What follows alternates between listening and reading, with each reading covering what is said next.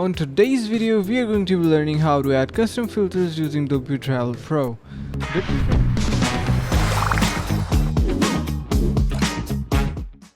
WPTravel Custom Filters is a module included in WPTravel Pro which gives you the flexibility in adding multiple filters, resulting in the way of easy classification of the trips through clean categorization.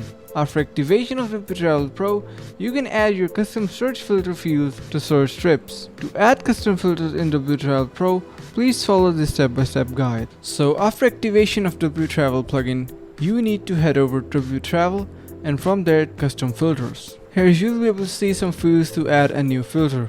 First of all, you will be able to see custom filter label. This option allows you to add labels to your custom filters. Custom filter slug. This option allows you to add a slug to the custom filter. And custom filter hierarchical option allows you to enable or disable the option to make the custom filter behave like a post category. Disabling this option will make the filter similar to post tag. And finally, show admin column. This option allows you to make automatic creation of the taxonomy columns on the trips label. So once you fill all the fields, click on this blue add new custom filter option. And on the right side, you'll be able to see your filter is added successfully. So now the filter you created will be automatically displayed under the trips tab. Here you can see our test filter is now visible. When you click on it, here you can add the category under the custom filter as you wish. So let me really quickly add some categories and I'll catch you up in a moment. So as you can see, when we add a new category, it is added in the table on the right side of our screen. So I've added some test categories named as category 1, 2 and 3 so we can just get a better understanding.